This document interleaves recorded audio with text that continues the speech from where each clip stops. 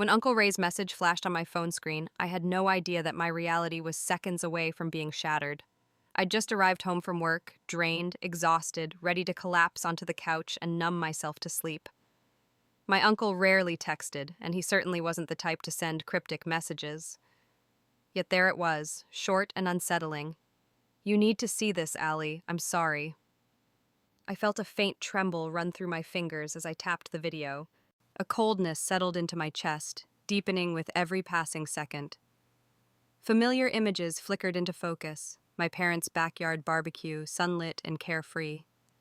Amber, my younger sister, lounged comfortably, wine glass in hand, surrounded by laughter. Her laughter. A harsh, smug laughter I'd never heard before. Then Amber's voice pierced the silence in the room, clear as crystal, sharp as ice.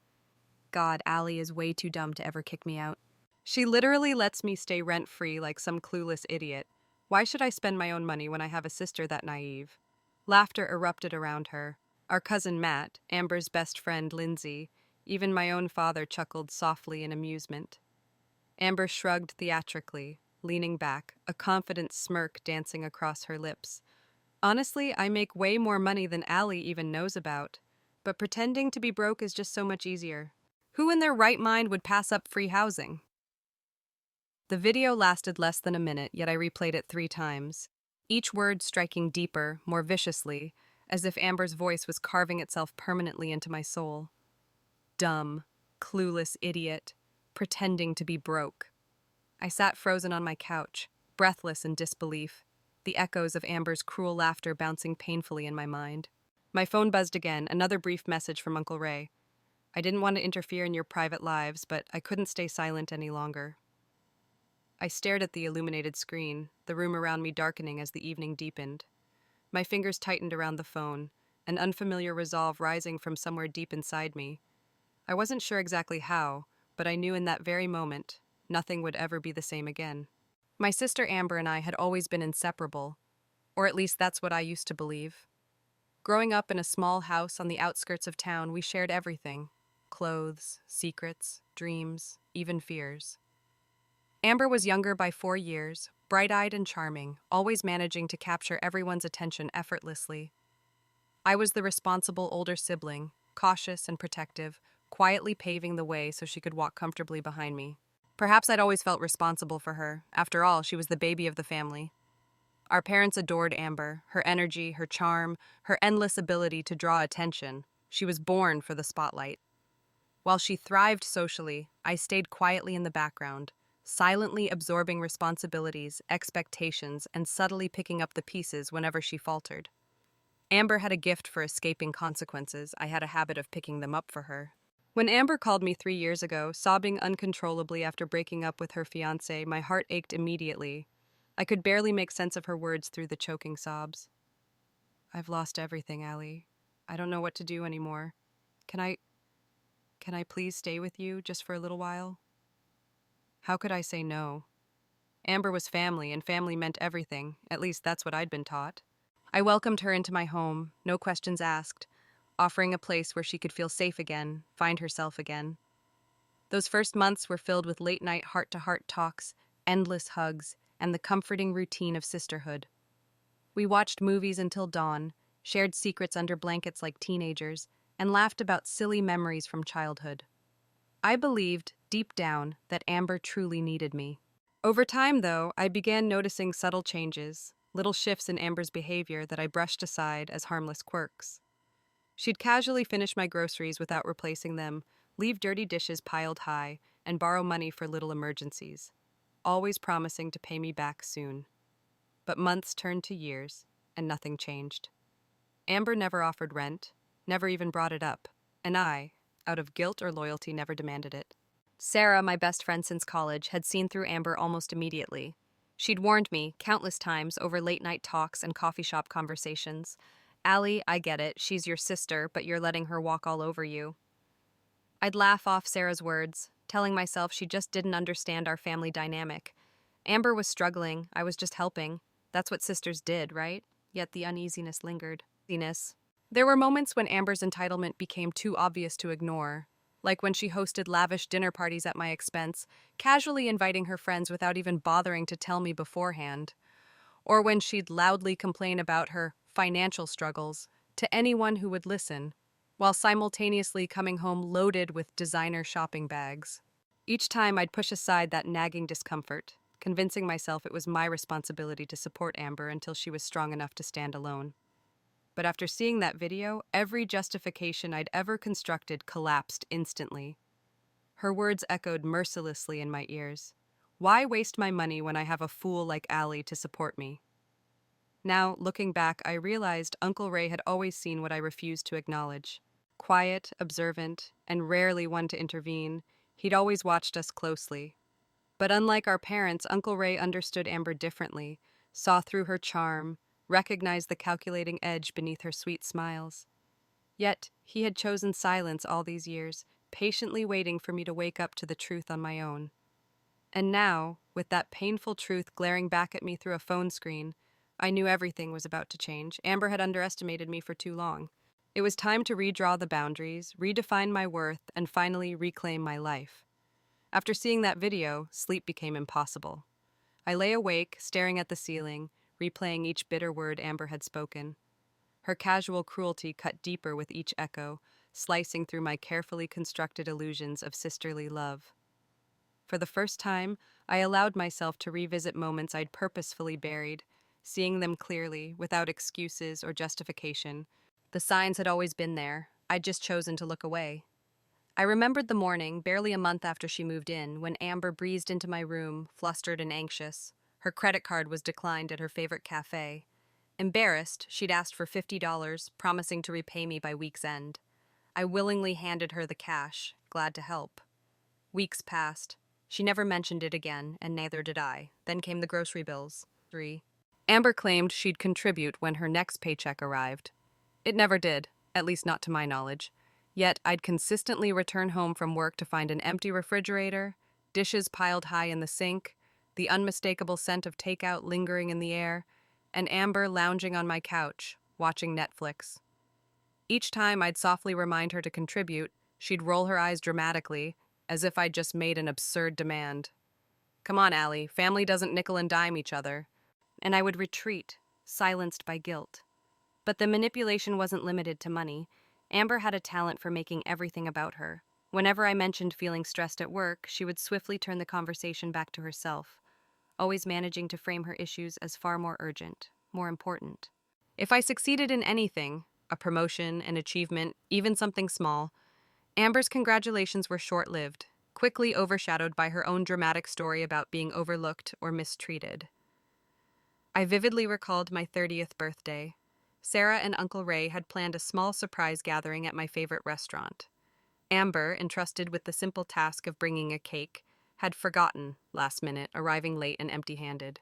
But before I could express disappointment, she burst into tears, sharing a long, dramatic story about an argument with her ex. Instantly, all attention shifted to comforting Amber. My birthday celebration evaporated into a group therapy session. One more moment I willingly surrendered. Amber was also skillful at keeping me isolated, subtly distancing me from those who cared enough to see through her charade.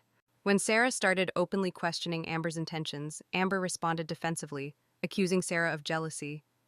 Eventually, I found myself spending less time with Sarah, unconsciously influenced by Amber's constant critiques. Even Uncle Ray's rare visits diminished.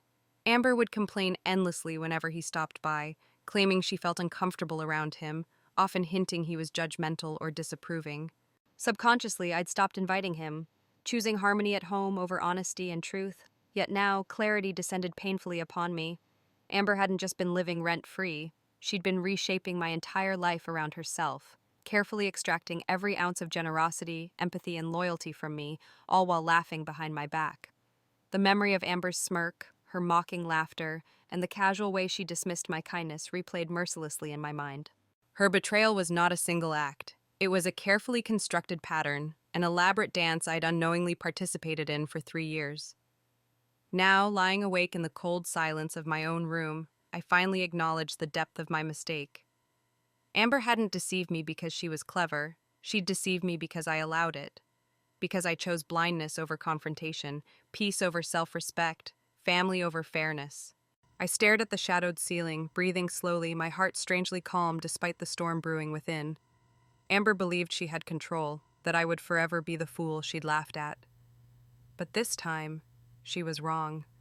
This realization brought unexpected clarity. A quiet but powerful resolve settled deep within my chest. For the first time, I knew exactly what I had to do. Amber had unknowingly awakened something new inside me, an unshakable determination to reclaim my dignity. Starting now, the rules had changed, and Amber had no idea what was coming. The next morning, sunlight streamed through my kitchen window as if nothing had changed. Amber sauntered in, casual, carefree, wearing that familiar smile, the same one she'd worn countless mornings before, oblivious to the silent shift that had taken place overnight. "Morning, Allie," she yawned, stretching lazily. "Your guest bed is way too comfortable. I slept like a baby." She reached into the fridge, grabbing the last of my almond milk without hesitation, pouring herself coffee, humming softly as though she owned every inch of this place. My house, my space. Something twisted inside me, a slow, deliberate tightening. Yet my face betrayed nothing. Instead, I smiled, calm, composed, unreadable. "Glad you slept well," I said, maintaining a steady tone. "Been thinking lately. It's probably time we discuss your plans moving forward." Amber paused briefly, coffee cup midway to her lips. Her eyes narrowed slightly, confusion flickering briefly before amusement took over. "Plans? What do you mean, Allie?" I tilted my head, feigning mild curiosity. "You've been here 3 years now. Maybe it's time you considered your own place again, or at least start contributing." Amber's eyes narrowed, irritation flickering beneath the surface. "Are you seriously asking me for rent, Allie? I thought we were family." I held her gaze calmly, letting a deliberate silence stretch out, watching discomfort slowly creep into her eyes. For the first time, I saw clearly through her facade. Amber wasn't just shocked. She was unsettled by my sudden firmness, the subtle shift in the balance of power. My voice remained steady, gentle but firm. "Family doesn't exploit each other, Amber. I think it's time we both accepted that." Her eyes widened briefly before she masked her surprise with a forced laugh. "Fine. We'll talk about it later." She turned quickly, retreating from the room, but her discomfort was clear. For once, I felt in control, stronger, steadier, and more certain than I'd been in years. This wasn't revenge, it was a wake-up call, a moment where kindness would finally meet self-respect. And as I sipped my coffee, warmth filled me, not from anger or vengeance, but from clarity. Amber had underestimated me for the last time. After Amber left the kitchen, silence fell heavily around me. For the first time in years, I felt an odd clarity, like a curtain had finally lifted, allowing me to see things as they truly were. There was no anger, only quiet determination and a newfound sense of control. But I knew better than to underestimate Amber. Her manipulations ran deeper than I'd imagined, and if I wanted change, I'd need to approach this strategically. No yelling matches, no dramatic accusations. Instead, I'd play her game, calmly, methodically, quietly preparing the next move. That night, I called Sarah. The moment she answered, relief flooded through me. Her voice had always been my anchor in moments like these. "You were right," I admitted softly, sitting curled up on my bed, phone pressed tightly to my ear. "All along, Amber's been playing me." Sarah sighed gently from the other end, her voice filled with empathy but also relief. "Allie, sometimes the hardest thing is to admit we've been blind to the people closest to us, but realizing it is the first step." I nodded silently, taking comfort in her words. "What are you going to do next?" she asked cautiously. I hesitated for a moment, staring at the faint glow of moonlight on my wall. "I'm going to stop letting her use me. It's time she understands that kindness isn't weakness." Sarah's voice was firm, supportive, even proud. "Set your boundaries clearly, Allie. Stick to them. You deserve that." The next few days became a quiet exercise in observation and planning. Instead of confronting Amber, I watched carefully, documenting each tiny instance of selfishness I'd previously overlooked. Every unnecessary expense charged to my credit cards, each mess left carelessly behind, every passive-aggressive sigh or dismissive gesture, each became fuel, strengthening my resolve. Amber, oblivious to my shift, continued her usual patterns.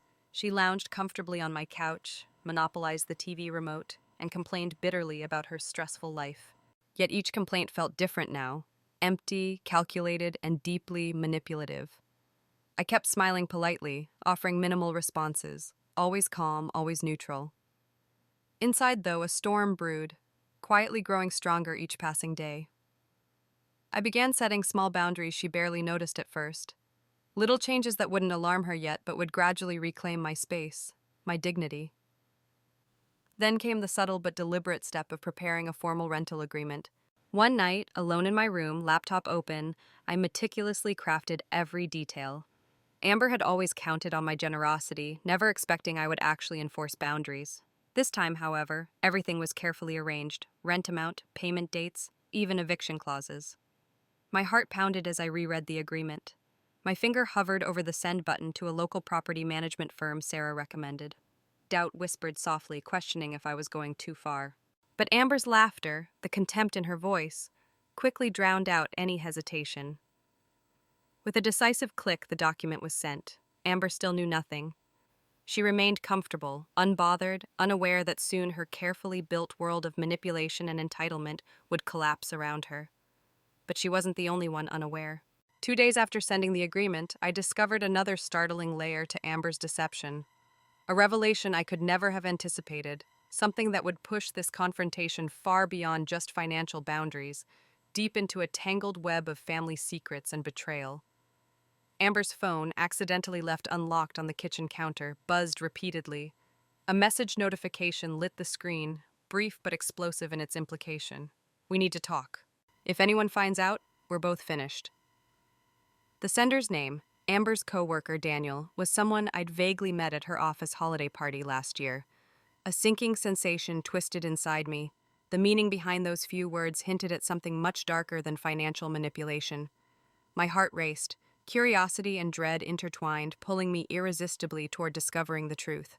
I knew then, beyond a shadow of a doubt, that this confrontation was about to get far more complicated and dangerous than I'd ever imagined.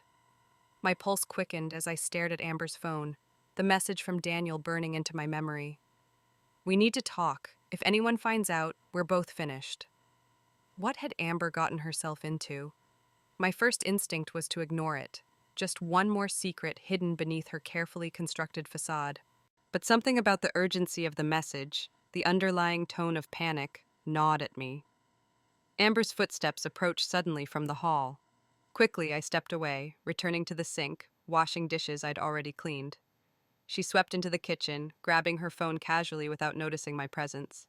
Her eyes briefly flickered over the message before she pocketed the phone, expression unreadable. "Going out tonight?" I asked, trying to sound casual despite my racing heart. Amber glanced at me sharply, suspicion briefly shadowing her eyes before she masked it with a carefree shrug. "Just meeting some coworkers, nothing important." She forced a smile, grabbed her jacket, and disappeared out the door without another word. For a moment, I stood still, heart pounding, breathing unsteady. It was clear. Amber was hiding far more than I'd realized. Driven by curiosity, or perhaps instinct, I decided to follow her that evening, something I'd never imagined myself doing. I felt like an outsider observing my own life spiraling into unfamiliar territory. Amber's usual hangout was a trendy downtown bar, the kind of place she frequented with friends. But tonight, she didn't head there. Instead, Amber turned into a dimly lit cafe I'd never seen her visit. I parked across the street, heart racing, hands trembling slightly on the steering wheel. Through the cafe window, I could clearly see Amber, tense, nervous, sitting across from Daniel. They spoke in hushed, intense voices. Amber gestured anxiously, leaning forward, clearly pleading. Daniel's expression remained cold, almost threatening. I wished desperately I could hear their conversation. Amber's usual poise was gone. She looked cornered, vulnerable. After 15 tense minutes, Daniel abruptly stood, tossing some cash onto the table, leaving Amber sitting frozen, pale, and visibly shaken. He exited quickly, not looking back. Amber sat motionless for several moments before suddenly burying her face in her hands, shoulders shaking softly. Seeing Amber break down brought a surprising pang of compassion I hadn't expected. I hesitated, caught between anger at her betrayal and worry about whatever she'd gotten herself into. When Amber finally stood to leave, I quickly pulled away, my thoughts racing. Who exactly was Daniel, and why was Amber so afraid of him? What were they hiding that could destroy them both? That night, I confided everything to Sarah. Her voice was calm, reassuring, yet laced with caution. "Allie, be careful," she warned. "You have every right to confront Amber, but digging into her secrets might put you in danger too." "I have to know," I said firmly, surprising myself with the strength in my voice. "Amber's already damaged our family enough. Whatever she's involved in, it affects me too." Days passed, and Amber's behavior grew increasingly erratic. She barely spoke, retreating to her room, spending hours locked behind closed doors. Then came the night I overheard her frantic phone call, this time clear enough to grasp fragments of her conversation. "I told you, Daniel, they'll find out soon. This wasn't part of the plan. No, you promised we'd be safe. This is your mess, fix it." Her voice cracked in desperation, panic radiating through her words. Whatever Amber had gotten herself into, she'd clearly lost control. My confrontation about the rent agreement was fast approaching. But now there was a deeper complexity to our conflict. I knew Amber's financial exploitation had been deliberate, cruel even, but this new revelation hinted at something much darker, much riskier. Her manipulation suddenly seemed minor compared to whatever she was desperately trying to hide. The night before confronting Amber about the rental agreement, I made a chilling discovery, one that flipped everything I'd known upside down. Searching through the pile of mail Amber left unopened, something caught my attention. A letter from a law firm addressed urgently to Amber. Carefully, I peeled back the envelope, hands trembling as I read the lines inside. "Ms. Amber Reynolds, as previously advised, your involvement in the financial misconduct at Carter Financial Group has come to our attention. We strongly advise you to seek legal representation immediately. The implications of your involvement are severe, and we encourage your full cooperation." My stomach twisted painfully. Carter Financial Group, Amber's employer. Amber hadn't just betrayed my trust. She'd potentially involved herself in something criminal. I sank to the floor, holding the letter, head spinning. Amber's manipulation and lies had just exploded into something far more dangerous than I'd imagined. My decision to set boundaries suddenly seemed not just about dignity. It was now a fight to protect myself from a storm that Amber had recklessly invited into our lives. Whatever happened next, one thing was certain. This confrontation was no longer just about money or respect, it was about survival. The next morning, the weight of everything I'd discovered pressed heavily on my chest. I stood silently in the kitchen, sipping coffee, heart thumping wildly as Amber walked in, oblivious to the letter I'd found, oblivious to the storm gathering just beneath the surface. She moved toward the fridge, smiling faintly, her eyes carefully avoiding mine. "So, Amber," I said, voice deliberately steady, forcing myself into a calm I didn't fully feel. "We need to talk." Amber paused, milk carton in hand, her expression wary. "About what?" "Rent," I answered plainly, placing the rental agreement onto the counter between us, watching her closely. "Starting next month, things have to change." Amber glanced at the document, disbelief flickering in her eyes before quickly replaced by anger. Her voice trembled slightly, barely hiding her irritation. "Are you serious, Allie? You're actually doing this?" I nodded, meeting her gaze without flinching. "It's fair. You've been here 3 years, rent-free. I think it's time you started contributing." She scoffed bitterly, shaking her head. "We're family. Are you seriously going to treat me like some random tenant?" "Amber," I said calmly, despite the pounding in my chest. "You've been living here like one. It's time to start acting like an adult."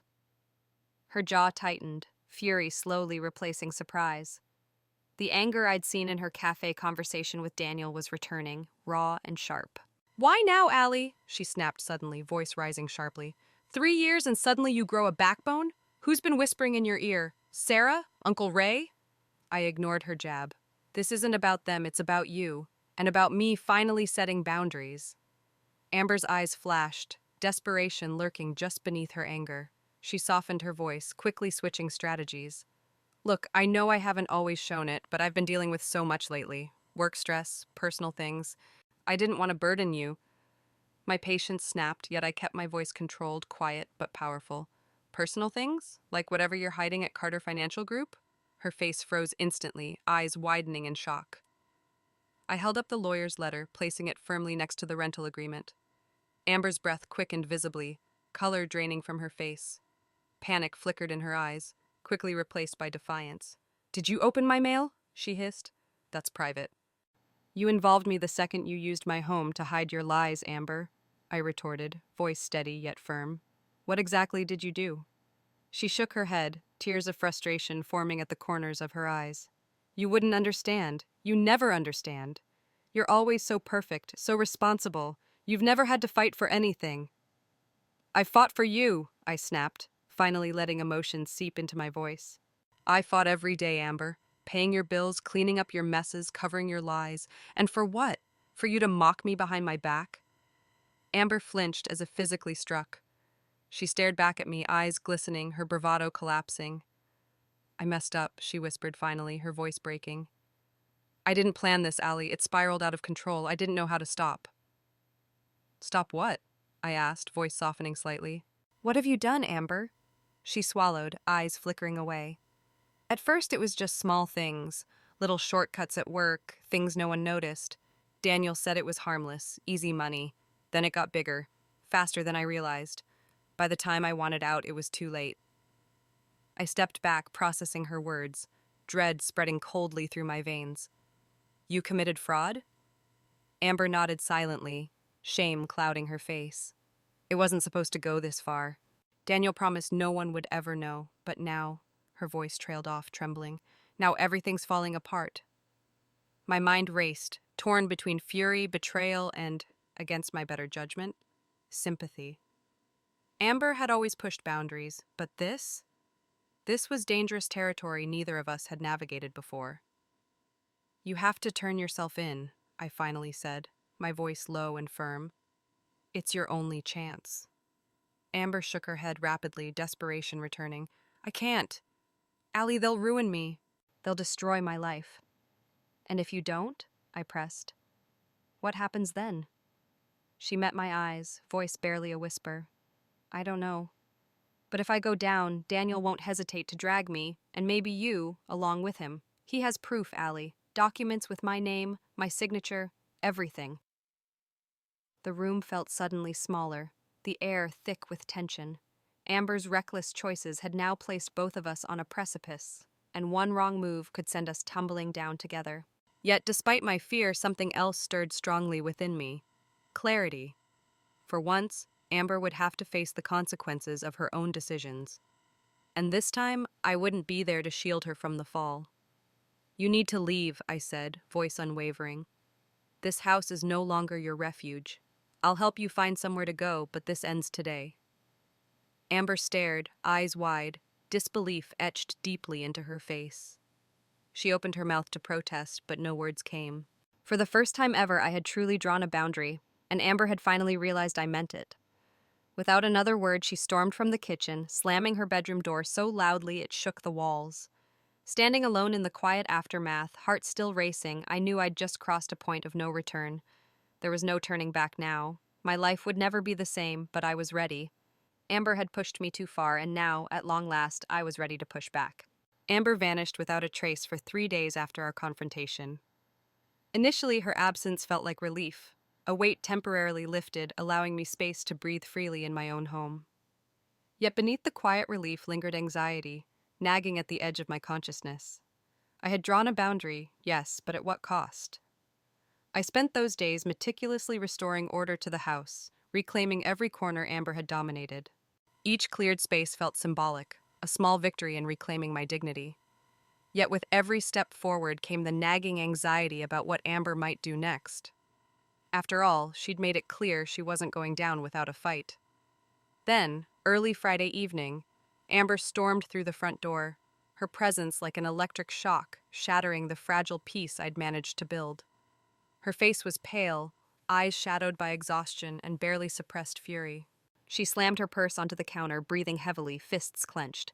You actually did it, she spat, her voice shaking with barely controlled rage. You filed eviction papers against your own sister. I stood up slowly, heart racing, forcing calm into my voice. I gave you options, Amber. You refused every single one. Amber paced furiously across the living room, desperation coloring her every movement. I needed more time. You blindsided me with this rental nonsense. And then you start digging through my life, digging up my mistakes. Her eyes were wild now, filled with panic and accusation. You have no idea the damage you've caused. Daniel thinks I betrayed him. He's threatening to drag me down with him. Do you realize what you've done? I kept my voice steady, fighting the guilt she so expertly wielded against me. Amber, you created this situation, not me. She shook her head violently, tears brimming. You don't get it, Allie. Daniel has evidence implicating me in serious fraud. He'll drag me down if I don't protect him. My chest tightened painfully. Amber's choices had consequences reaching far beyond either of us. Still, I knew I had to stand firm. This was exactly the manipulation I'd vowed never to surrender to again. You have to take responsibility, I told her firmly. Face the consequences now, Amber, or they'll chase you forever. Amber's eyes darkened sharply, her voice trembling. I can't believe you're doing this to me. You're abandoning me, Allie. I took a careful breath, gathering strength from deep within. No, Amber, I'm finally refusing to abandon myself. She stared at me, speechless, realizing her grip had finally loosened. Without another word, she fled to her room, slamming the door behind her so hard the walls shook. That night, silence enveloped the house like a shroud. Amber stayed locked in her room, refusing any interaction. Each muffled sob drifting through the walls tugged at my heartstrings, yet I refused to give in. The boundary I'd set had to hold. The following morning, Uncle Ray visited unexpectedly. Seeing his familiar face at my door was both comforting and unsettling. Did you talk to Amber? He asked carefully, eyes searching mine with concern. Yes, I nodded slowly. I did. It went badly. He sighed softly, stepping inside, pausing briefly to glance around the house. You know, Allie, sometimes protecting someone means letting them face their own consequences. I nodded again, heavy silence between us before finally asking the question weighing heavily on my mind. Why didn't you warn me earlier? Ray sighed deeply, sitting on my couch, elbows resting on his knees. I tried, subtly, but you weren't ready. You had to see it for yourself to really believe it. I stared down at my hands, fighting back tears. I just wanted to protect her. You did, Ray reassured gently, but at your own expense. Love doesn't mean sacrificing yourself completely. Sometimes the greatest act of love is holding someone accountable. His words settled deeply into my chest, resonating profoundly. He was right. I'd mistaken enabling for kindness, sacrifice for loyalty, losing myself entirely in the process. Suddenly, my phone buzzed sharply, jolting me from my thoughts. An unknown number flashed on the screen. My stomach twisted uneasily as I answered. Allie, came a male voice, low, controlled, yet chillingly familiar. Daniel. We haven't formally met, but we need to talk. My throat tightened painfully, adrenaline surging. What do you want? He paused briefly, voice dropping dangerously. Amber took something that belongs to me, documents that could ruin my life. She's disappeared. If she doesn't fix this immediately, I'll have no choice but to involve you. My breath caught sharply, fear pulsing through my veins. I have nothing to do with your problems, Daniel. He chuckled bitterly, his voice cold as ice. Amber involved you the second she hid my files in your house. If I go down, she goes down. And trust me, Allie, I won't be sinking alone. The line went dead. Silence filled the room as I lowered the phone, hands trembling violently. Amber hadn't just brought her chaos into my home, she'd dragged me directly into the path of her destruction. Uncle Ray watched my expression, concern etched deeply into his face. What happened, Allie? I met his eyes, voice barely audible. Amber's trouble just became mine. Standing there, I understood something painfully clear. Setting boundaries wasn't just about reclaiming my life. It had now become a fight to protect it. My fingers trembled uncontrollably as I lowered the phone from my ear. Daniel's threat still echoed through my mind, each word tightening its grip around my throat. Amber's reckless decisions had finally spiraled out of control, dragging me into a mess I had no part in creating. Uncle Ray noticed my expression immediately. Allie, talk to me. What's going on? I sank heavily onto the couch beside him, my heart racing. For a moment, silence hung between us, thick and oppressive. Amber's coworker Daniel just called me, I finally confessed, voice shaking. He said Amber hid something, documents, evidence, here in my house. If they're discovered, we both could be in serious trouble. Ray sighed deeply, pressing his palm to his forehead. Amber's always been good at pulling others into her chaos. Do you have any idea where she might have hidden them? I shook my head, frustration clawing at my chest. No, but I need to find them before this gets worse. For the next hour, Ray and I carefully searched Amber's belongings. We combed through closets, drawers, boxes, everything meticulously, cautiously. With each passing minute, anxiety grew. What exactly was Amber hiding, and how had it gotten this bad? Finally, in the darkest corner of the guest room closet, beneath a pile of Amber's designer clothes, I found a worn leather briefcase. My heartbeat quickened as I snapped open the clasps, flipping it open to reveal neatly stacked documents. Contracts, financial statements, signed agreements, each bearing Amber's unmistakable signature, each document tied directly to Daniel and their illicit activities. My hands trembled as I shuffled through pages detailing fraudulent transactions, forged signatures, and stolen funds, amounts far larger than I'd imagined possible. At the bottom lay a handwritten note from Daniel, explicit and threatening. Amber, these documents stay hidden at your sister's place. If anything happens, she'll be our perfect scapegoat. My blood turned ice cold. Amber hadn't merely involved me, she'd actively endangered me, knowingly choosing her own sister as collateral damage. The betrayal hit me with such force, I felt physically ill. Suddenly, the front door opened, Amber stumbling in, clearly intoxicated, mascara smudged from tears. She froze at the sight of the briefcase in my hands, eyes wide with panic. "Allie, what are you doing?" I stared at her, voice trembling with barely controlled rage. "You plan to blame me if you got caught?" Amber stepped forward, panic briefly flickering before anger took its place. "You shouldn't have gone through my stuff." "You planned to frame me," I snapped back, my voice shaking. "After everything I've done for you, Amber, how could you?" She stood frozen, face flushed, struggling to maintain composure. Finally, her voice cracked with desperation. "You have no idea what it's like being your sister, Allie. The golden child, the responsible one, always perfect. I've lived my whole life in your shadow, never good enough. Daniel promised me recognition, success, everything I ever wanted." "Amber, this isn't just about you anymore," I countered fiercely. "You've put both of us in danger." She sank onto the couch, holding her head, her mask finally crumbling. "I never meant for things to get this far. I thought I could fix it, but Daniel turned on me. He has everything to ruin us both." I stared down at her, broken, desperate, defeated. My heart twisted painfully. The sister I had always protected had betrayed me, yes, but now her vulnerability was genuine, stripped bare of manipulation. I could see clearly the terrified girl beneath, still desperate for someone to save her, but this time I knew I couldn't rescue her. Amber had crossed a line far too deep, and my own survival depended on standing firm. Compassion battled fiercely with reason, but reason finally won. "You have to fix this, Amber," I said, voice steady, even gentle. "You need to come clean, turn yourself in before Daniel drags us down together."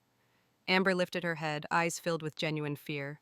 "Allie, please, don't leave me alone in this." "I'm not abandoning you," I whispered softly. "I'll help you face this, but I won't be dragged down with you, not anymore."